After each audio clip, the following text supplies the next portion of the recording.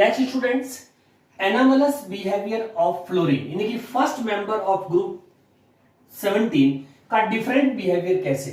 जैसे अपन अगर सीक्वेंस देखें तो फिर कल बाहर आई और एस्टेटिन रेडियो एक्टिव है, तो फ्लोरीन लीस्ट एटॉमिक साइज होने की वजह से ये अपने ही ग्रुप के मेंबर से डिफरेंट कैरेक्टरिस्टिक्स शो करता है, यानी कि इसका कैरेक्टरिस्टिक्स आपको डिफरेंट मिलेगा अदर मेंबर से, तो वो कहलाता है एनामलस बिहेवियर। इसका रीजन क्या है, फ्लोरीन यानी कि फर्स्ट मेंबर का एनामलस बिहेवियर क्यों है, तो उसका पहला रीजन है स्मॉल एटॉमिक साइज, सबसे छोटा होता है, high electron negativity, of course smaller size होगा तो हाई इलेक्ट्रॉन नेगेटिविटी होगी, और लो एफ बॉन्ड डिसोसिएशन एनर्जी, क्योंकि इसमें स्मॉलेस्ट साइज होगा तो स्मॉलेस्ट साइज की वजह से क्या होगा, इंटर एटॉमिक इलेक्ट्रॉनिक रिपल्सन हो जाएगा। इलेक्ट्रॉन बहुत नियर आने की वजह से इलेक्ट्रॉन के बीच में आपका रिपल्शन हो जाएगा, जिससे बॉन्ड वीक हो जाएगा। तो इंटर एटॉमिक इलेक्ट्रॉनिक रिपल्सन की वजह से इसका लो एफ बॉन्ड डिसोसिएशन एनर्जी रहता है, ये बॉन्ड इजीली ब्रेक हो जाता है, जबकि क्लोरीन का जो बॉन्ड डिस एनर्जी है वो फ्लोरीन से भी ज्यादा होती है, इसीलिए इससे बॉन्ड डिस्ट्रीब्यूशन में क्लोरीन हाईएस्ट रहता है। नेक्स्ट है वेरिएबल वैलेंसी शो नहीं कर पाता, क्योंकि इसमें 2d एग्जिस्ट नहीं करता एज पर n+l रूल, तो non availability of d orbital in valence shell, so the fluorine can't show variable valency. अब एग्जांपल में देखें तो फ्लोरीन का ionisation enthalpy, electron negativity, electrode potentials होंगे, all are higher for F, while ionic, ध्यान से देखिए, ionic and covalent radii, melting point, boiling point and electron gain enthalpy is lower than next element. तो ionic, covalent, melting point, boiling point और electron gain enthalpy जो इसका exceptions है, और ये नेक्स्ट एलिमेंट से लोअर रहती है। Next, fluorine reactions are exothermic, fluorine की जितनी भी रिएक्शंस होती है वो सारी रिएक्शन एक्सोथर्मिक होती है, क्योंकि ये strong bond due to small size strong bonding करता है और बॉन्ड में काफी स्टेबिलिटी देता है, तो जब भी इसको हीट प्रोवाइड करेंगे, मतलब जो भी रिएक्शंस होगी तो ये हीट इवॉल्व करेगा, तो इसकी सारी रिएक्शन एक्सोथर्मिक होती है। Fluorine form only one oxo acid, सिर्फ HOF हाइपोफ्लोरस एसिड बनता, जबकि इसके बाकी जितने भी मेंबर्स होते हैं वो हाइपोक्लोरस, HClO2, HClO3, HClO4 सारे कंपाउंड्स बनेंगे, जबकि फ्लोरीन सिर्फ एक ही ऑक्सो एसिड्स बनाता है, हाइपोफ्लोरस एसिड। HF, नेक्स्ट है HF इज लिक्विड, जबकि इसी का नेक्स्ट मेंबर जो HCl होता है वो रूम टेम्परेचर पे गैस होती है, रूम टेम्परेचर पे गैस है, जबकि HF लिक्विड है। अगर मोलर मास के अकॉर्डिंग देखें, मोलर मास के अकॉर्डिंग देखेंगे स्टूडेंट्स, तो HCl का मोलर मास ज्यादा होता है और HF का मोलर मास आपका क्या रहेगा, कम है, लेकिन इसका रीजन जो दिया जाता है वो है due to hydrogen bonding.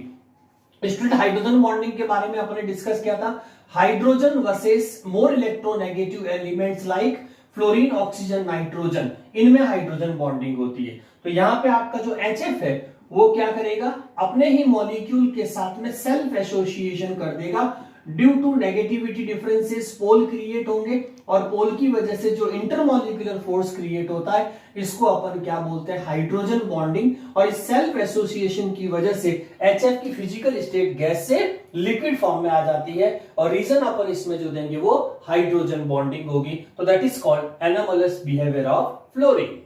Yes students, next अपन डिस्कस करते हैं केमिकल रिएक्शंस एंड रिएक्टिविटी, यानी कि जो ग्रुप 17 के एलिमेंट्स हैं वो कौन कौन से एलिमेंट से रिएक्ट करेंगे, तो उसमें हमारे पास में रिएक्शंस होगी, number 1 towards hydrogen, towards oxygen, next हो जाएगा आपके पास में टूवर्ड्स मेटल M, और टूवर्ड्स इंटर हेलोजन कंपाउंड्स ही बनेंगे, तो टोटल अपन को 4 केमिकल रिएक्शंस इसमें स्टडी करना। आइए फर्स्ट देखते हैं, towards hydrogen, very important, hydrogen के साथ में हमेशा हाइड्राइड्स बनेंगे, जैसे अपन अदर ग्रुप्स में भी देखा था।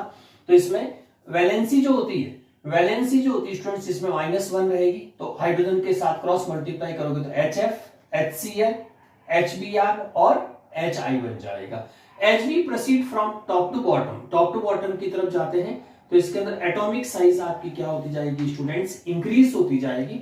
तो ये जो बॉन्ड है HF हाइड्राइड्स बॉन्ड जो है हेलोजन्स के बीच में धीरे धीरे वीक होता जाएगा, क्योंकि इलेक्ट्रॉन्स लूजली बाउंड होते जाएंगे। तो इसमें फर्स्ट एरो आप देखेंगे, इस पे लिखा है स्टेबिलिटी ऑफ HX डिक्रीजेस, क्योंकि जैसे ही आप इसको हीट देंगे तो सबसे जैसे ही टॉप टू बॉटम जाएंगे तो बॉन्ड लेंथ इंक्रीज हो जाएगी, तो रिक्वायर्ड बॉन्ड एंथैल्पी कम होगी, तो कम हीट पे भी ये बॉन्ड ब्रेक हो जाएगा, तो सबसे ज्यादा स्टेबिलिटी जो होगी, तो सबसे ज्यादा स्टेबल हाइड्राइड HF है, और सबसे लेस स्टेबल अगर अपन कहेंगे तो वो HI है। और HI से जैसे ही आपका ये बॉन्ड ब्रेक होगा तो H+ रिलीज होगा, तो इससे दो प्रॉपर्टी नीचे वाले की बेटर डेवलप हो जाएगी। वो होगी एक तो एसिडिक प्रॉपर्टी और दूसरी हो जाएगी रिड्यूसिंग पावर। तो स्टेबिलिटी तो आपकी टॉप टू बॉटम डिक्रीज होगी because bond length increases as atomic size increases, और एसिडिक प्रॉपर्टी ऑफ हैलोजेंस होगी, यानी कि हाइड्राइड्स जो होगी वो इंक्रीज होगी। HI सबसे ज्यादा एसिडिक होगा, then HBr, then HCl, then because it easy to release H+, और H कोई गेन करेगा तो उसका रिडक्शन होगा, तो इनकी रिड्यूसिंग पावर कहलाएगी। तो टॉप टू बॉटम जब आप चाहेंगे तो रिड्यूसिंग पावर भी इंक्रीज, यानी कि HI जो था, आप देखेंगे बहुत सारी रिएक्शंस में अपन HI को यूज करते हैं रेड फास्फोरस के साथ में, और वहां पे सीधा ये कोई भी फंक्शनल ग्रुप को आपका एल्केन में कन्वर्ट कर देता है। तो रेड फास्फोरस के साथ में HI स्ट्रॉन्गेस्ट रिड्यूसिंग एजेंट्स का वर्क करता है। जैसे ग्लूकोज C6H12O6 को रेड फास्फोरस HI से रिएक्शंस करेंगे तो सीधा N-हेक्सेन बन जाता है, तो it is powerful reducing agent, बढ़ता जाएगा। और ऊपर की तरफ ये ऑक्सीडाइजिंग एजेंट, ये रिड्यूसिंग एजेंट्स है।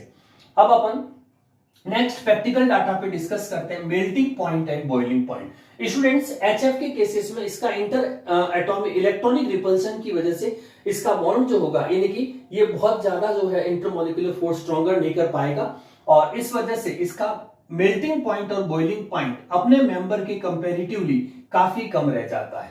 और नेक्स्ट में जब क्लोरीन, ब्रोमीन और आयोडीन तक जाएंगे तो न्यूक्लियस का कंसिस्टेंस मास बढ़ता जाएगा, और मास न्यूक्लियस में ज्यादा होगा तो आपके MPBB भी इंक्रीज होते जाएंगे, लिस्ट पे रहेंगे आपके फ्लोरीन के। तो इसीलिए ये इस तरह से आप इसका प्रैक्टिकल डाटा एज्यूम कर सकते हैं फ्लोरीन, क्लोरीन, ब्रोमीन और आयोडीन के लिए। अब इस पे टूवर्ड्स साइड पॉसिबल क्वेश्चंस क्या हो सकते हैं MCQs के अंदर, तो जैसे क्वेश्चंस में आपसे पूछ सकते हैं what is the correct order of acidic strength of hydrides. Hydrides का एसिडिक स्ट्रेंथ का करेक्ट ऑर्डर क्या होगा, तो ऑब्वियसली स्टूडेंट्स एसिडिक स्ट्रेंथ में बॉटम वाला ज्यादा एसिडिक है, तो HI, HBr, HCl and HF हो जाएगा। रिड्यूसिंग पावर का सेम ही रहेगा क्योंकि एसिडिक और रिड्यूसिंग पावर पैरेलल होती है, इसीलिए HI, HBr, HCl और HF होगा। मेल्टिंग पॉइंट, बॉइलिंग पॉइंट में HI का सबसे ज्यादा, फिर HBr का, और फिर HCl, और सबसे लास्ट में आपको फ्लोरीन को प्लेस करना है, तो this one MPBB। Next reaction students, after hydrogen towards oxygen. Oxygen से रिलेटेड क्या क्या प्रॉपर्टीज और ऑक्साइड्स बन सकते हैं उसके बारे में डिस्कस करते हैं। फर्स्ट X मींस हैलोजन, जो X की वैल्यू FCl-Bri फॉर्म्स अनस्टेबल। इनके जितने भी ऑक्साइड्स बनते हैं मोस्टली वो अनस्टेबल होते हैं, जिसमें स्पेशली फ्लोरीन के जो ऑक्साइड्स होंगे वो दो तरह के बनते हैं, OF2 एंड O2F2। ठीक है, इसके अंदर ऑक्सीजन की जो ऑक्सीडेशन स्टेट होती है पॉजिटिव रहती है, फ्लोरीन हाईएस्ट इलेक्ट्रोनेगेटिव, इसीलिए ये नेगेटिव रहेगा। OF2 स्टेबल होता है जबकि O2F2 स्टेबल नहीं है। ठीक है, एक्सेप्टली सिर्फ OF2 स्टेबल है और इनमें कोई ऑक्साइड स्टेबल नहीं है फ्लोरीन के केसेस में। बोथ ऑक्साइड्स ऑफ फ्लोरीन, ये जो दोनों ऑक्साइड है OF2 और O2F2 fluorines are strong fluorinating agent, यानी कि सोर्स ऑफ फ्लोरीन का बहुत अच्छा वर्क करते हैं, तो इसको फ्लोरिनेटिंग एजेंट्स बोलते हैं। O2F2 ऑक्सीडाइजेस, O2F2 जो इसका जो है वो न्यूक्लियर इंडस्ट्री में बहुत यूज है, तो इसमें ऑक्सीडाइजेस प्लूटोनियम, जो आपके न्यूक्लियस होते हैं उसमें से प्लूटोनियम को बाहर निकाल, प्लूटोनियम, इससे PuF6 प्लूटोनियम हेक्साफ्लोराइड बनता है। तो इसको प्लूटोनियम को अगर न्यूक्लियर फ्यूल से हटाना होता है तो उसके लिए फिर O2F2 को यूज करते हैं, तो इसको रिमूव करना इजी रहता है, तो प्लूटोनियम हेक्साफ्लोराइड की फॉर्म में इसको हटाया जा सकता है, तो it is use of O2F2। Next, fluorine के अलावा chlorine, bromine, iodine form oxides, ठीक है, in which oxidation state vary from +1 to +7। Students, आपको याद होगा जब अपन स्टार्टिंग के अंदर भी ये बताया था कि हेलोजन का जो कॉमन इलेक्ट्रॉनिक कॉन्फ़िगरेशन होता है वो NH2NP5 होता है, यानी कि आपके पास में एक अनपेयर्ड इलेक्ट्रॉन होगा, बाकी सब पेयर रहेंगे, तो ये तो +1 ऑक्सीडेशन स्टेट होगी। फिर आगे अगर वैकेंटी ऑर्बिटल है क्लोरीन एंड ऑनवर्ड्स, तो उसमें इलेक्ट्रॉन क्या, first excite state, second excite state, third excite, तो ये आपकी +3 +5 +7 कि +1 से लगा करके +7 तक वेरी करती है। तो उसमें डिपेंड्स करता है कि आपका ग्राउंड्स के अलावा कितनी बार एक्साइट इलेक्ट्रॉन होकर के अनपेयर्ड हुए। नेक्स्ट पॉइंट है a combination of kinetic and thermodynamic factor, दोनों ही काइनेटिक एनर्जी का फैक्टर और थर्मोडायनामिक फैक्टर यानी कि heat concept lead to decrease order of stability. तो इनका काइनेटिक एनर्जी भी हायर होती है, थर्मोडायनामिक चेंजेस भी बहुत फास्टर होते हैं, जिसके चलते ये फास्टर रिएक्टिव हो जाते हैं, जबकि इनकी स्टेबिलिटी कम हो जाएगी। तो ऑर्डर जो है वो ICl एंड Br होगा, stability order. Now note higher oxidation state of halogen, कोई भी हेलोजन की जो हायर ऑक्सीडेशन स्टेट कहां से कहां तक चेंज हो रही है, +1 +3 +5 +7 और 4 और 6 वो पर्टिकुलर ऑक्सीजन के केस में होगा। तो ये आपकी हायर ऑक्सीडेशन स्टेट आ रही है इस तरह से। तो इसमें X की tend to be more, higher oxidation state of X tend to be more than lower one, यानी कि हायर ऑक्सीडेशन स्टेट जो होगी वो थोड़ी सी ज्यादा कंपेरेटिवली स्टेबल होगी, be more stable then lower, be more stable then lower oxidation state. Now अब इसमें कौन कौन से ऑक्साइड्स एग्जिस्ट करते हैं स्टेबल और अनस्टेबल दोनों ही फॉर्म में। तो अगर अपन क्लोरीन के ऑक्साइड का डिस्कस करें तो क्लोरीन में Cl2O, ClO2, Cl2O6, Cl2O7 are highly reactive oxidising agents कहलाते हैं, जो एग्जिस्ट करते हैं और ये ऑक्सीडाइजिंग एजेंट का काम भी। इसमें से जो सबसे इंपॉर्टेंट है वो है Cl2O। Cl2O used as bleaching में यूज होता है, ब्लीचिंग एजेंट्स की तरह। In paper and textile industry में इसको यूज करते हैं, और वाटर का ट्रीटमेंट जो किया जाता है एंटीसेप्टिक फॉर्म में, वो भी आपका जो है वो Cl2 ही की ट्रीटमेंट ऑफ वाटर भी Cl2O से ही किया जाता है। नेक्स्ट बात करते हैं ब्रोमीन के कौन कौन से ऑक्साइड्स होते हैं। तो ब्रोमीन के Br2O, BrO2, BrO3 are least stable oxidise forms at room temperature, low temperature पे भी जो है ये अनस्टेबल रहते हैं, इवन रूम टेम्परेचर पे भी अनस्टेबल होते हैं। तो ये पावरफुल, ऑब्वियसली जो चीज अनस्टेबल होंगे तो वो ज्यादा रिएक्टिव रहेंगे, इसीलिए पावरफुल ऑक्सीडाइजिंग एजेंट का वर्क करते हैं। अब देखिए आयोडाइड ऑक्साइड कौन कौन से हैं। तो आयोडाइड में I2O4, I2O5, I2O7 are insoluble solids form में होते हैं, जिसमें से I2O5 जो है वो गुड ऑक्सीडाइजिंग एजेंट का वर्क करता है। तो ये थे बच्चों टूवर्ड्स ऑक्सीजन कितने ऑक्साइड्स बन सकते हैं, उनकी क्या रिएक्टिविटीज होगी। नेक्स्ट इसमें केमिकल प्रॉपर्टीज में टूवर्ड्स मेटल्स डिस्कस करते हैं। मेटल के साथ में मोस्टली आयोनिक बॉन्ड्स बनते हैं। All halogens form metal halides, जैसे मेटल पॉजिटिव चार्ज और हेलोजन आपकी जो होगी N और ये -N हो जाएगा, तो ये आपका आयोनिक बॉन्ड्स फॉर्मेशन होंगे, और उसमें कोवेलेंट कैरेक्टर भी हो सकता है एज पर फजन रूल्स। एग्जांपल्स में मैग्नीशियम 2+ होती है, ब्रोमीन के साथ रिएक्शन कराएंगे तो MgBr2, सोडियम +1 है तो ये आपका Cl के साथ रिएक्ट करके NaCl, तो इनमें आयोनिक प्रॉपर्टी बन जाएगी, जो सिंपल आयोनिक कंपाउंड्स होते तो आयोनिक बॉन्ड फॉर्मेशन होगा। नोट आयोनिक कैरेक्टरिस्टिक्स जो character of the halides decreases in order of, ठीक है। तो जैसे जैसे आप देखेंगे तो आयोनिक कैरेक्टर आपका कम होता जाएगा, MF, MCl, MBr और Mi, जहां पे M जो होगी वो मेटल होगी, और मोस्टली ये ग्रुप 1 की मेटल्स होती है, lithium, sodium, potassium, rubidium, caesium M की जगह पे प्लेस कर सकते हैं। और ऑर्डर ऑफ हैलाइड का जो आयोनिक कैरेक्टर रहेगा वो हमेशा ये वाली सीरीज आपको फॉलो करनी है, fluorine, chlorine, bromine and iodine.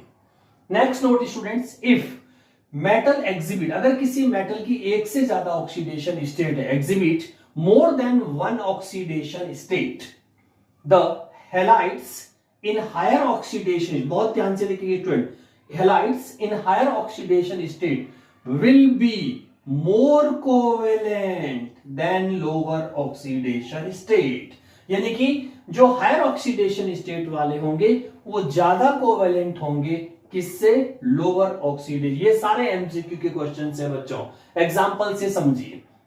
जैसे आपके पास tin tetrachloride, lead tetrachloride, antimony pentachloride और यूरेनियम हेक्साफ्लोराइड अगर है तो इन्हीं की लोअर, तो ये आर मोर कोवेलेंट, तो ये इनकी हायर ऑक्सीडेशन स्टेट है, जो ज्यादा कोवेलेंट है किससे, SnCl2, SnCl2, PbCl2, SbCl3 and UF3, respectively. तो ये ज्यादा स्टेबल होंगे अपने से, तो अपन कैसे इसको ऐसे भी लिख सकते हैं जैसे SnCl4 is more covalent than SnCl2, PbCl4 is more covalent than PbCl2, and next हो जाएगा आपका antimony pentachloride more covalent than antimony trichloride, and uranium hexafluoride is more covalent than uranium trifluoride. तो ये स्टूडेंट्स आपका two words metal reactivity के बहुत ही अच्छे MCQ questions बनते हैं, तो इसको याद करिएगा।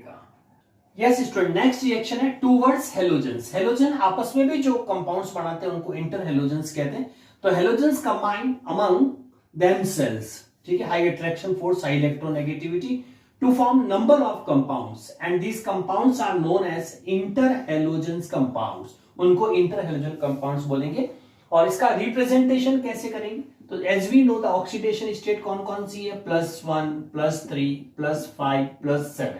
ओके, तो इसमें से जो आपको ग्रीन कलर में जो हेलाइड्स दिख रहे हैं, ये हेलाइड्स जो लार्जर साइज के हेलाइड्स होते हैं, यानी कि बॉटम वाले, लाइक ब्रोमीन, आयोडीन, ये लार्जर साइज के हेलाइड्स होंगे, तो वो तो आपका सेंटर एटम बनेगा, ठीक है, एक्स में। और जो आपको रेड कलर में जो हेलाइड्स दिख रहे हैं, दे आर स्मॉल साइज, यानी कि टॉप वाले। तो अपन ऐसे देखेंगे तो फिर कल बाहर आ, ये हो गया। तो ये जो हेलोजन है ये स्मॉलर साइज है, ये वाला लार्जर साइज है। तो लार्जर साइज के साथ में ये बॉन्ड बनाएंगे, तो इनको बोलते हैं formation of inter halogen compounds. Valency के बेसिस पे जैसे x तो क्रॉस मल्टीप्लाई में ये आएगा। अब इसी x के साथ में 3 वाला आएगा तो x3 बन जाएगा, 5 वाला आएगा तो x5 बन जाएगा, क्योंकि इसकी वैलेंसी तो 1 ही है क्रॉस मल्टीप्लाई में, और इसका आएगा तो x7 बन जाएगा। जैसे अपन इसके बारे में स्टडी करेंगे, जैसे ICl है, ओके, ClF3 है, BrF3 है, IF5 है, IF7 है। इस तरह के जो कंपाउंड्स हैं उनको इंटर हेलोजन कंपाउंड्स बोलते हैं। और जहां पे साइज बेस्ड, यानी कि larger size will be centre atoms and smaller size will be surrounded, that is known as inter halogen compound. तो ये था बच्चों आपका chemical reactions of group 17 elements. तो स्टूडेंट्स आपके ग्रुप 17 का केमिकल रिएक्शन अगर इंडिविजुअल कंपाउंड नेक्स्ट वीडियो में मिलेंगे आपको, तो इसको अच्छे से पढ़िएगा, एमसीक्यू प्रैक्टिस करते रहिएगा और टर्म 1 की तैयारी करते रहिए। थैंक यू फॉर ज्वाइनिंग, बने रहिए। स्टूडेंट्स वेलकम इन केमिस्ट्री शिक्षा क्लास, मैं doctor Sirvi sir. P block का कंटिन्यूएशन के अंदर अपना ग्रुप 17 एलिमेंट्स का आज अपन इंडिविजुअल कंपाउंड, जिसमें कंपाउंड्स ऑफ क्लोरीन का डिस्कस करेंगे। स्टूडेंट्स इंट्रोडक्शन आपने प्रीवियस वीडियो में देख लिया होगा सारा, इस ग्रुप का कंप्लीट डिटेल। आज हम इंडिविजुअल कंपाउंड्स की बात करते हैं। तो आइए बच्चों सीखते हैं कंपाउंड्स ऑफ क्लोरीन में। सबसे पहले क्लोरीन गैस। क्लोरीन गैस में जो क्लोरीन वर्ड आया है वो ग्रीक में क्लोरस वर्ड से बना है। क्लोरस मींस ग्रीनिश येलो, तो इस गैस का नाम पड़ गया क्लोरीन। अब इसमें मेथड ऑफ प्रिपरेशन की बात करते हैं। मेथड ऑफ प्रिपरेशन, कैसे क्लोरीन गैस को बनाया जा सकता है लेबोरेटरी में और इंडस्ट्री के अंदर। तो मेथड ऑफ प्रिपरेशन सबसे पहले भाई heating of MnO2 and HCl, इन दोनों को कंबाइंड को अगर अपन हीट कर लें तो हीट से MnCl2, एक तो MnCl2 ऑब्टेन हो जाएगा और मेन इसके अंदर अपन को Cl2 गैस मिल जाएगी और साथ में वाटर कंटेंट रिलीज होगा। तो याद रखने का तरीका, MnO2 with HCl gives MnCl2 and excess of Cl2 with H2O। अब यहाँ पे स्टूडेंट्स HCl की जगह पे आप कॉमन सॉल्ट भी काम में ले सकते हैं। कॉमन सॉल्ट की रिएक्शन MnO2 और H2SO4 के साथ में कराएंगे तो MnCl2, NaHSO4 और उसके साथ में वाटर और आपका क्लोरीन गैस इवॉल्व हो जाएगी। तो ये भी मेथड ऑफ प्रिपरेशन हो जाएगा जिसमें H2SO4 के साथ में कॉमन सॉल्ट भी यूज कर सकते हैं। सेकेंड है बाय एक्शन ऑफ HCl, ठीक है, हाइड्रोक्लोरिक। जैसे KMnO4 के साथ में अगर अपन हाइड्रोक्लोरिक एसिड की रिएक्शंस कराएंगे तो दैट गिव्स KCl MnCl2H2। तो आप ध्यान से देखेंगे बच्चों, MnCl2 और H2 हर रिएक्शन बन रहा, वो तो कॉमन थिंग्स हो गई। तो जब आप याद करें तो उसमें यही देना, जो कॉमन है उसको तो एक बार याद कर लीजिए किसी भी रिएक्शन। जो एक्सेस में क्या Cl2 शब्द में आएगा, ठीक है। तो इसमें जैसे KCl अलग हो गया, 5Cl2 आपका इसमें ये, बाकी सारा कॉम्बिनेशन कंबाइंड हो गया, तो बिल्कुल इजीली याद हो जाएगा आपको। नेक्स्ट है third, manufacturing of chlorine gas in industry. Industry में लार्ज अमाउंट में अगर अपन को क्लोरीन गैस ऑब्टेन करनी हो तो कैसे करेंगे? तो उसमें फर्स्ट प्रोसेस होता है जिसको बोलते हैं डिकॉन्स प्रोसेस। डिकॉन प्रोसेस के अंदर हाइड्रोक्लोरिक एसिड की रिएक्शन ऑक्सीजन से कराते हैं in presence of catalyst CuCl2 cupric chloride, और इससे आपको क्लोरीन गैस ऑब्टेन हो जाएगी और साथ में वाटर कंटेंट निकल जाएगा। दूसरा मेथड होता है electrolytic process. Electrolytic process electricity की प्रेजेंस में, ठीक है, इलेक्ट्रोलाइटिक सेल टाइप बना दीजिए, कैथोड एंड एनोड इसमें लग जाएगा और आपका सॉल्वेंट एज ए वाटर हो जाएगा, NaCl इसमें डिसॉल्व कर दीजिए, ठीक है। एनोड आपकी कैसी होती है, पॉजिटिव चार्ज, और कैथोड आपकी हो जाएगी नेगेटिव चार्ज।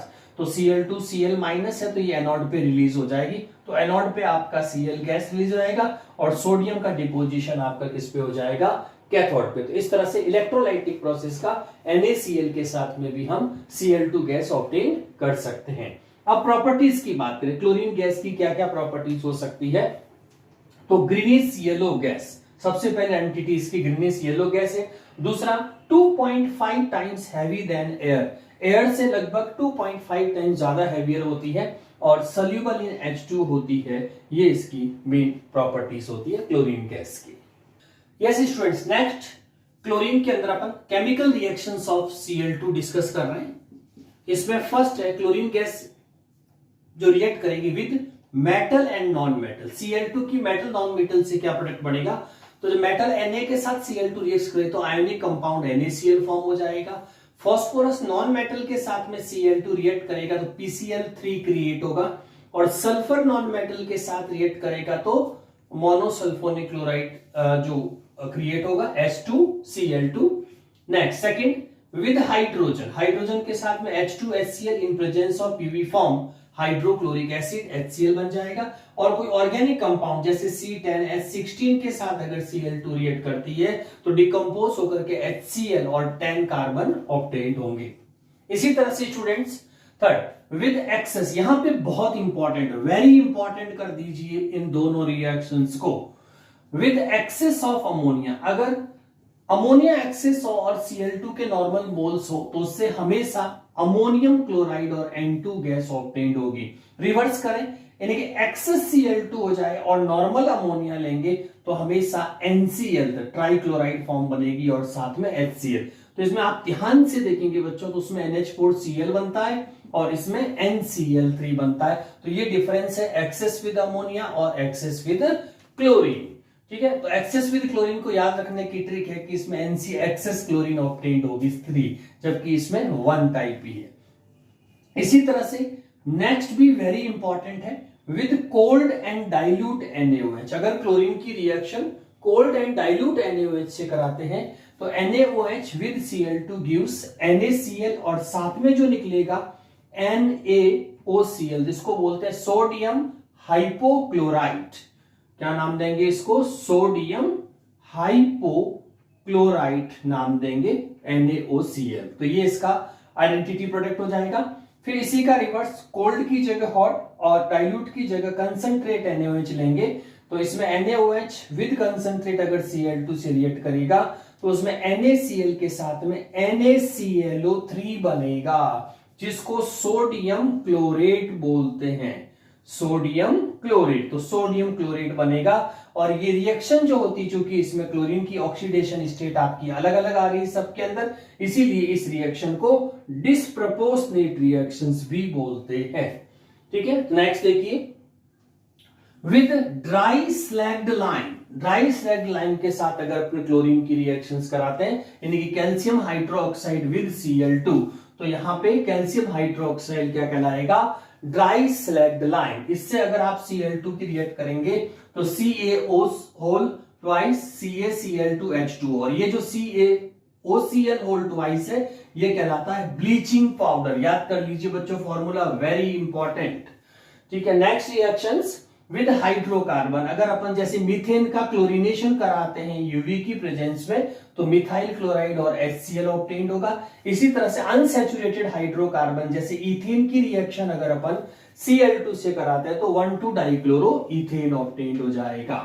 अब इसमें क्लोरीन काफी सारे सब्सटेंस का ऑक्सीडेशन भी करती है, तो ऑक्सीडाइजेज रिएक्शन कौन कौन सी होती है, तो ऑक्सीडाइज रिएक्शन में फेरस सल्फेट H2SO4 की प्रेजेंस में क्लोरीन से रिएक्ट करेगा तो फेरिक सल्फेट और साथ में हाइड्रोक्लोरिक एसिड बनेगा, जो कि एक एग्जांपल है ऑक्सीडेशन रिएक्शंस का। Na2SO3 sodium sulfite react with Cl2 in presence of water gives sodium sulfate HCl. Another example of oxidizes reaction. SO2 gas की H2O की प्रेजेंस में अगर Cl2 से रिएक्ट कराते हैं तो H2SO4 और हाइड्रोक्लोरिक एसिड फॉर्म होगा। आयोडीन से अगर H2O की प्रेजेंस में Cl2 से रिएक्ट कराते हैं तो hydrogen iodate HiO3 with hydrochloric acid obtained होगा। तो ये सारे जो एग्जांपल्स है वो आपके ऑक्सीडाइजेज रिएक्शंस के एग्जांपल्स है इन प्रेजेंस ऑफ क्लोरीन। और सबसे लास्ट वेरी इंपॉर्टेंट रिएक्शन इसके अंदर स्टूडेंट्स वो है केमिकल रिएक्शंस के अंदर पावरफुल ब्लीचिंग एजेंट्स, यानी कि क्लोरीन जो अपना वो बहुत अच्छा पावरफुल ब्लीच का काम करती है, जिसमें किसी भी कलर्ड स्टेन होते हैं क्लोथ वगैरह पे तो उसको रिमूव कर सकती है। तो Cl2H2O के साथ मिलके हाइड्रोक्लोरिक एसिड के साथ में नेसेसेंट ऑक्सीजन रिलीज करती है, और ये नेसेसेंट ऑक्सीजन किसी भी कलर्ड सब्सटेंस को डीकलराइज कर सकती है। तो डीकलराइज इस एक्टिव नेसेसेंट ऑक्सीजन की वजह से हो पाता है। तो ये थी बच्चों chemical reactions of chlorine.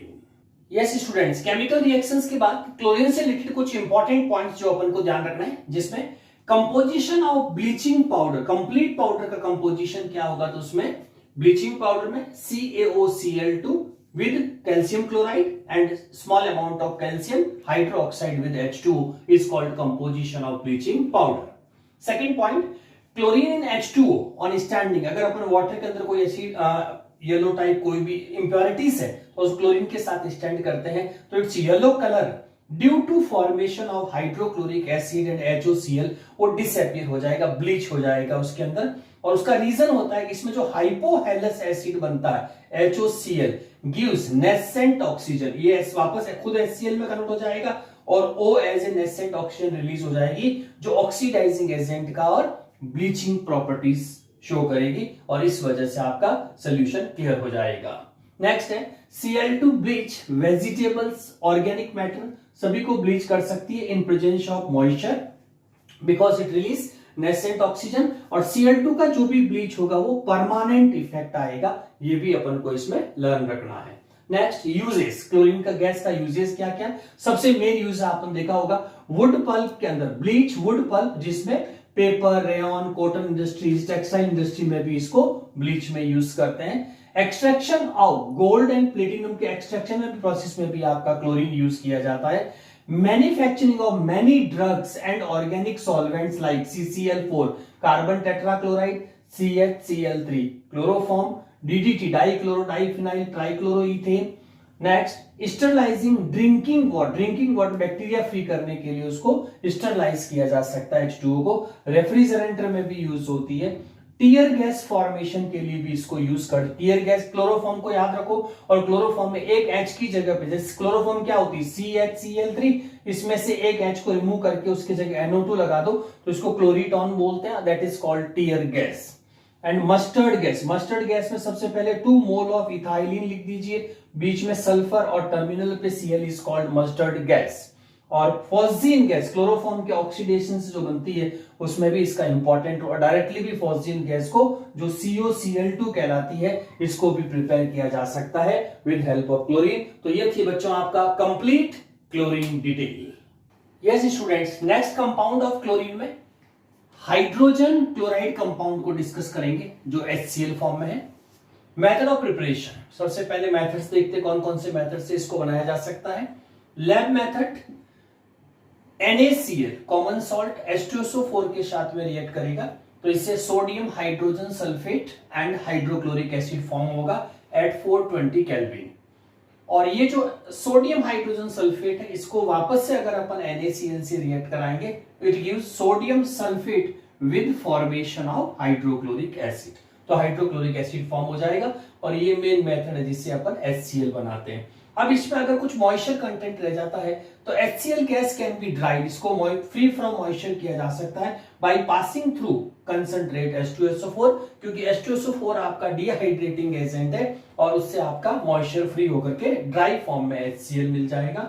Properties of hydrochloric acids देखें तो उसमें कलरलेस होता है, पंजेंट स्मेल होती है इसकी, बॉइलिंग पॉइंट 189 केल्विन होता है, सोल्यूबल इन H2O होता है, वाटर में सोल्यूबल होने के बाद आयोनाइज्ड भी हो जाएगा, और स्ट्रॉन्ग एसिड है तो 100% आयोनाइज्ड हो जाएगा। और जो सबसे इंपॉर्टेंट चीज याद रखनी है वो है HCl यानी कि hydrochloric acid is gaseous state eight room temperature. ये वेरी इंपॉर्टेंट है, ध्यान रखना बच्चों।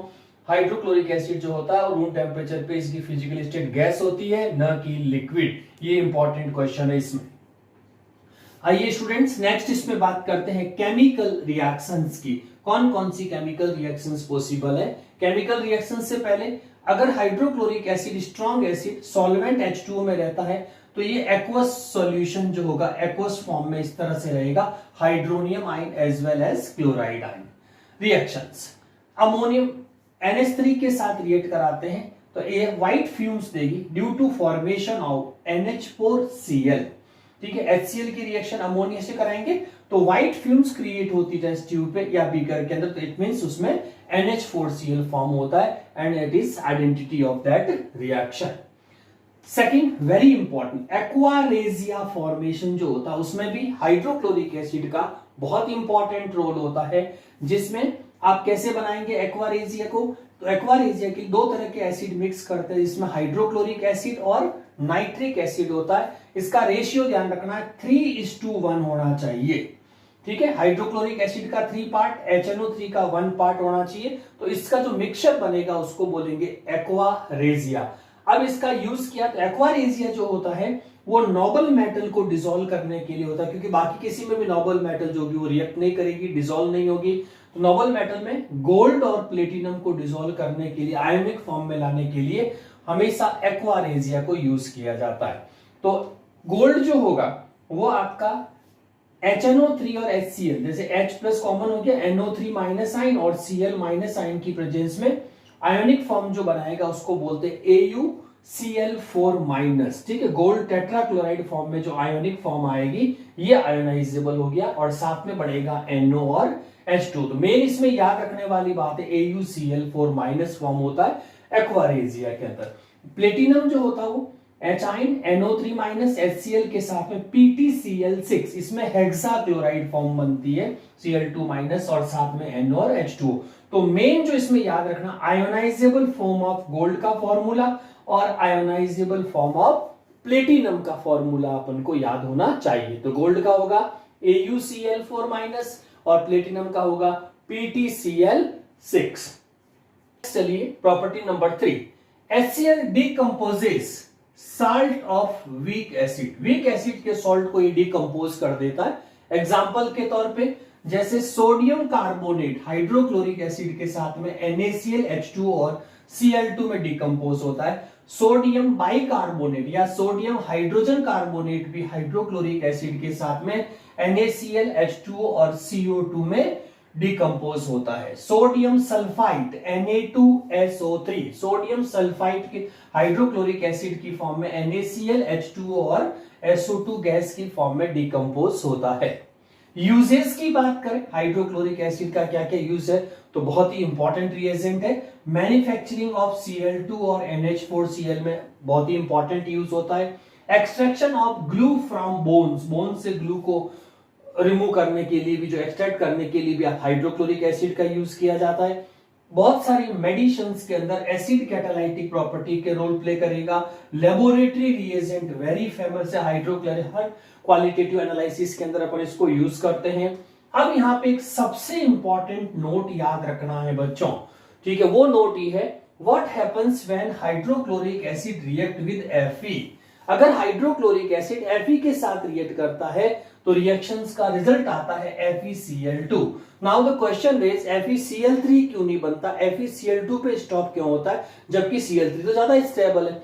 लेकिन इसमें ध्यान रखना है बट नॉट फॉर्म FeCl3 नहीं बनेगा। इसका रीजन है क्योंकि जब आप Fe की रिएक्शन HCl से कराएंगे तो जो हाइड्रो, इसके साथ में हाइड्रोजन गैस रिलीज होती है और ये हाइड्रोजन गैस रिएक्शंस को और फर्दर फॉरवर्ड प्रोसीड होने से स्टॉप कर देती है। इस वजह से आपका FeCl3 सिंथेसाइज नहीं होता बच्चों। तो यह आपका था कंप्लीट हाइड्रोक्लोरिक एसिड की डिटेल। यस स्टूडेंट्स, नेक्स्ट अपन डिस्कस करते हैं oxo acids of halogen, halogen के कौन कौन से ऑक्सीजन कंटेनिंग एसिड्स हो सकते हैं। इसमें सबसे पहले जो इंपॉर्टेंट इंफॉर्मेशन फ्लोरीन से रिलेटेड है, due to high electronegativity of fluorine and small size, fluorine only form oxo acids that is HOF, जिसको हाइपोफ्लोरस एसिड बोलते हैं।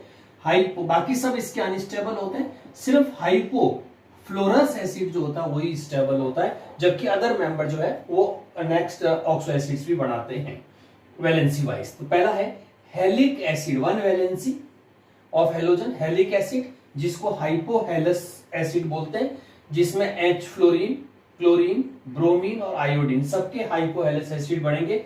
Hypofluorous, hypochlorous, hypobromous, hypoiodous acids बोलते हैं। सेकंड कैटेगरी होती है उसको बोलते हैं हेलिक एसिड, जिसमें हेलोजन की सेंटर हेलोजन की ऑक्सीडेशन स्टेट 3 आएगी और इसको हेलस एसिड बोलेंगे। हेलस की जगह फ्लोरस, क्लोरस, ब्रोमस और आयोडस होता, तो इसमें एक ही एग्जिस्ट करता वो क्लोरीन का ये, जिसको हेलस की जगह आ जाएगा आपका क्लोरस एसिड, ठीक है, या इसको हेलिक की जगह पे हेलिक एसिड, ये क्लोरिक एसिड हो जाएगा। इसी तरह से हेलिक एसिड जिसमें फिफ्थ वैलेंसी हो, जिसको हेलिक एसिड यानी कि क्लोरिक एसिड, ब्रोमिक एसिड और आयोडिक एसिड्स बोलेंगे। इसमें फ्लोरीन के अलावा तीनों के ये एसिड एग्जिस्ट करते हैं, HClO3, HbRO3, HiO3। रिमेंबर रखिए क्या बोलेंगे, हेलिक की जगह वर्ड आ जाए क्लोरिक, ब्रोमिक और आयोडिक। फिर हेलिक जो इसमें 7 oxidation state of centre halogens आती हो और इसको पर हेलिक एसिड्स बोलते हैं, इसीलिए HClO4 को पर क्लोरिक एसिड, HbRO4 को पर ब्रोमिक एसिड, HiO4 को पर आयोडिक एसिड। नेक्स्ट स्ट्रक्चर्स क्या हो सकते हैं, तो स्ट्रक्चर में बहुत सिंपल सी ट्रिक है, जैसे HOCl का स्ट्रक्चर, क्लोरीन यहाँ पे सेंटर एटम है तो OH प्लेस कर दी, OH सब में कॉमन आएगा। अब आप बाकी जैसे फर्स्ट OH आके उसके अलावा जितनी भी ऑक्सीजन क्लोरीन से जुड़ेगी वो सारी डबल बॉन्ड O से प्लेस करनी है। जैसे HClO2 है तो OH के साथ C double bond, HClO3 one more double bond, HClO4 one more double bond, तो ये सारी एडजस्ट हो गई। तो ये इस तरह से ये सारे स्ट्रक्चर्स बन गए किसके, oxo acids of halogens. Yes students, next अपन इसमें डिस्कस करते हैं इंटर हेलोजन कंपाउंड्स। फ्लोरीन के जो है सारे हेलोजेंस का आपस में जो कंपाउंड्स हैं उनको inter halogen compounds. When two different halogens react with each other, आपस में रिएक्ट करेंगे, formed compounds are known as interhalogen compounds, यानी कि अगर हेलोजन आपस में रिएक्ट करके जो कंपाउंड्स क्रिएट करेंगे उनको इंटर मींस इन बिटवीन, तो इंटर हेलोजन कंपाउंड्स बोलेंगे। और वैलेंसी के बेसिस पे इंटर हेलोजन कंपाउंड्स को क्या असाइन किया जा सकता है, तो XX1 जब 1 वैलेंसी हो, XX3 3 valency, XX5 5 valency and XX7 यानी कि 7 वैलेंसी। तो आपने देखा था स्टूडेंट्स +1 से लगा करके +7 तक इसकी ऑक्सीडेशन स्टेट वेरी करती है, जिसमें जो ओनली X लिखा हुआ ये आपका सेंटर एलिमेंट्स होगा जिसकी लार्ज एटॉमिक साइज होगी, और जो H' में लिखा हुआ है ये X' इस लार्ज के सराउंडेड के अंदर एडजॉर्ब शो करेगा यहाँ पे सराउंड, ताकि वो मैक्सिमम कंपाउंड्स बना सके, ठीक है। अब इसमें मेथड ऑफ प्रिपरेशन कैसे बनेंगे ये इंटर हेलोजन कंपाउंड, तो इनकी स्पेसिफिक कंडीशन और रेशियो बहुत ही डिफाइंड होता है। जैसे Cl2 की रिएक्शन F2 से 1:1 के रेशियो में कराएंगे एट 437 केल्विन, तो ये आपका ClF यानी कि ClF जो डिजाइन करेंगे उसको बोलेंगे XX', क्योंकि इसमें 1 वैलेंसी क्रिएट हुई है, मोर नेगेटिव मोर इलेक्ट्रोनेगेटिव की नेगेटिव हो जाएगी और सेंटर एटम की हमेशा ऑक्सीडेशन स्टेट ये वाली आएगी जो X है, ठीक है। अब अगर इसमें हम फ्लोरीन का रेशियो बढ़ा दें मोल्स का 3 यानी कि 1:3 रेशियो कर दें, अगर इसमें इसको एक्सेस में ले लें तो इसमें XX3 यानी कि ClF3 बनेगा, तो ट्राई हेलोजेंस फॉर्म बन जाएगी जिसको XX3 से डेजिग्नेट किया जाएगा। नेक्स्ट स्टूडेंट्स इसके अंदर I2 आयोडीन के साथ में Cl2 हमेशा लार्जर ही जो है वो अपनी सरफेस पे इसका कोवेलेंट बॉन्ड बनाएगा, तो इसका अगर आयोडीन का क्लोरीन के साथ में 1:1 का रेशियो लेते हैं तो इसका भी वापस XX- बनेगा ICl, आयोडीन क्लोराइड हो जाएगा। और इसी आयोडीन में अगर क्लोरीन का 3 रेशियो ले ले 1:3 का रेशियो ले, इसको एक्सेस ऑफ Cl2 बोलते हैं, ये बनाएगी ICl3, तो ये आयोडीन का XX3 कॉम्बिनेशन हो गया। इसी तरह से ब्रोमीन, ब्रोमीन थोड़ा सा वाटर के साथ डाइल्यूट करके लेंगे और इसकी 3F2 यानी कि 1:3 का रेशियो लेंगे सीधा, तो BrF3 यानी कि ब्रोमीन का XX3 कॉम्बिनेशन बनेगा। और इसी तरह से ब्रोमीन का एक्सेस में 5 मोल अगर ले लेते हैं तो BrF5 यानी कि XX-5 कॉम्बिनेशन इसके अंदर मिलेगा। तो ये थी बच्चों method of preparation of inter halogen compounds. अब हैलोजन बनने के बाद में इनकी क्या क्या प्रॉपर्टीज डेवलप होती है, क्योंकि मोस्टली हैलोजन सारे कलर्ड होते हैं, ये इसमें सबसे इंटरेस्टिंग चीज सीखने की है। तो कुछ प्रॉपर्टीज डिस्कस करते हैं क्या क्या होगी इसके अंदर। ऑल आर कोवेलेंट मॉलिक्यूल, जितने भी मॉलिक्यूल्स है, क्योंकि ये सारी नॉन मेटल्स है और आपस में नॉन मेटल जब अटैच्ड होगी तो उससे हमेशा आपको कोवेलेंट मॉलिक्यूल्स ही मिलेंगे। और इनके चूंकि इलेक्ट्रॉन बॉन्ड होने के बाद में सारी पेयरिंग हो जाती है और पेयरिंग की वजह से सारे ही कंपाउंड जो होते हैं इंटरहैलोजन वो डायामैग्नेटिक इन नेचर होते हैं, यानी कि इन सब्सटेंस को मैग्नेटिक फील्ड में रखने से रिपल्शन फोर्स ही शो होगा। Next, they are volatile solid, एक तो वॉलेटाइल सॉलिड या लिक्विड की फॉर्म में होते हैं। ये सारे इंटरहैलोजन कंपाउंड जो होंगे वो वॉलेटाइल सॉलिड या लिक्विड्स में रहेंगे, एक्सेप्ट एक एक्सेप्शन याद रखना है आपको और वो है ClF इन गैस। सिर्फ ClF जो बना आपका फर्स्ट वन ये आपका गैसियस स्टेट में होगा, बाकी सारे वॉलेटाइल सॉलिड या लिक्विड में एग्जिस्ट करेंगे। अब इंडिविजुअल में देखिए XX- में कौन कौन से बन सकते हैं मोनोहैलाइड्स में, BrF brown gas form create होती है, ICl इसमें दो होता है, ICl में अल्फा एंड बीटा। जो ICl अल्फा होता है वो रूबी रेड होता है और जो बीटा होता है वो ब्राउन रेड होता है सॉलिड फॉर्म, ठीक है। XX3 में BrF3 जो होती है वो yellow greenish colour liquid state में होती है और IF3 जो होता है येलो सॉलिड फॉर्म के अंदर होता है, ICl3 ऑरेंज सॉलिड की फॉर्म में होती है। XX3 में स्टेबल फॉर्म में एग्जिस्ट करते हैं और हाइब्रिडाइजेशन के अकॉर्डिंग इसका जो शेप बनेगा, क्योंकि इसका हाइब्रिडाइजेशन तो sp3d1 आएगा तो ट्राइगोनल बाई पिरामिड बनना था इसके अंदर, लेकिन इनके पास लॉन पेयर होने की वजह से 2 लॉन पेयर जो होंगे वो यहां पे आ जाएंगे, तो ये जो स्ट्रक्चर आएगा ये टी शेप आएगा, इसीलिए XX3 में हमेशा टी शेप ज्योमेट्री बनेगी और हाइब्रिडाइजेशन sp3d1, ठीक है। हाइब्रिडाइजेशन आप लिख सकते हैं sp3d1 विद 2 लॉन पेयर, और 2 लॉन पेयर जब भी होंगे तो हम इस साइड में प्लेस करेंगे तो ये आपका टी शेप स्ट्रक्चर देगा।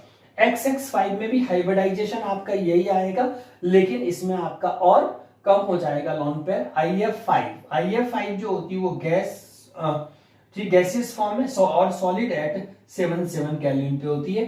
BrF5 ऑब्टेन्ड होता है जो लिक्विड स्टेट के अंदर होता है और इसमें जो स्क्वायर पिरामिडल बनेगा, तो इसमें जो स्ट्रक्चर का ध्यान रखना, स्क्वायर पिरामिडल ज्योमेट्री आती है XX5 के अंदर। और XX7 जो होता है इसमें sp3d2 हाइब्रिडाइजेशन आ जाएगा IF7 और इसका पेंटागोनल बाई पिरामिडल हो जाएगी, तो पेंटागोनल बाई पिरामिडल फॉर्म में IF7 का बहुत ही इंपॉर्टेंट कंसेप्ट है स्टूडेंट्स। तो ये था आपका इंटरहैलोजन कंपाउंड्स का अप टू प्रॉपर्टी डिटेल।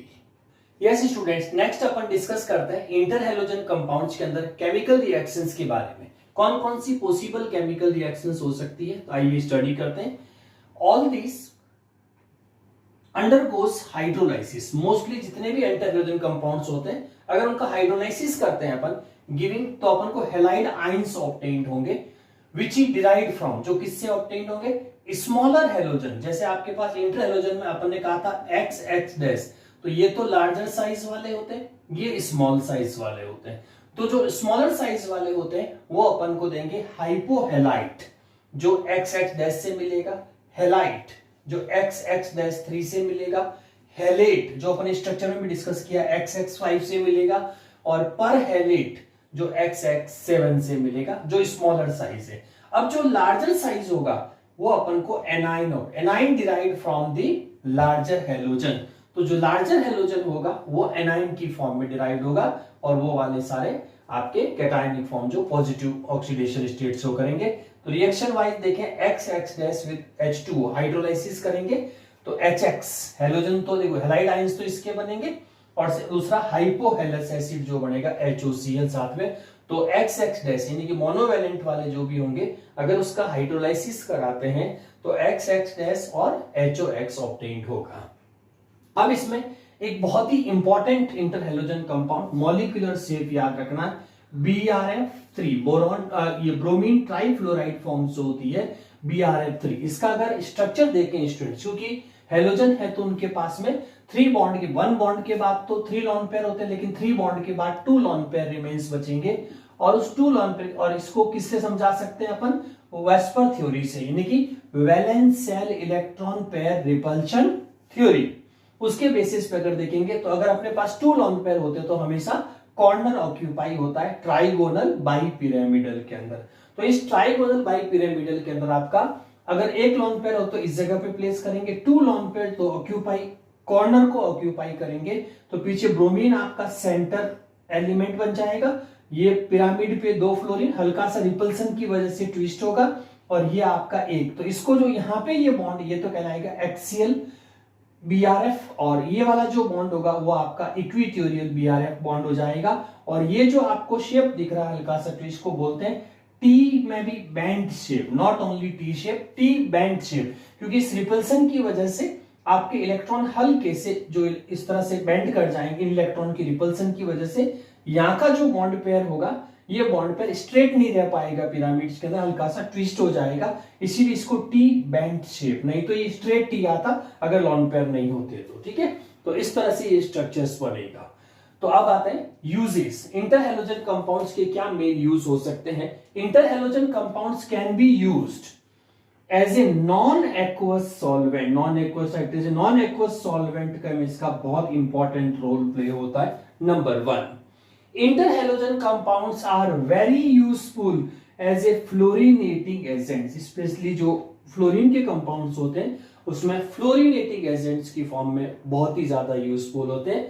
और जो XX3 वाले यानी कि ClF3 और BRF3 जो अभी आपने स्ट्रक्चर देखा are used in production of UF6, uranium hexafluoride बनाने में इनका बहुत इंपॉर्टेंट रोल होता है। इन एनरिचमेंट ऑफ यूरेनियम 235, इसकी अगर केमिकल रिएक्शंस देखेंगे आप तो वो ये बनेगी, यूरेनियम सॉलिड लेना है और उसके साथ में ClF3 लिक्विड स्टेट के अंदर लेना, इससे जो रिएक्शन होगी इससे यूरेनियम हेक्साफ्लोराइड इन गैस स्टेट में मिल जाएगा और ClF भी आपको गैसीय स्टेट मिल जाएगी। तो इस रिएक्शंस को कंप्लीट करने के लिए भी आपको क्या काम में लेते हैं अपन, एनरिचमेंट ऑफ यूरेनियम में ClF3 and BRF3 as a inter halogen compounds. तो ये थे बच्चों आपके सारे इंटर हैलोजन कंपाउंड्स की कंप्लीट डिटेल।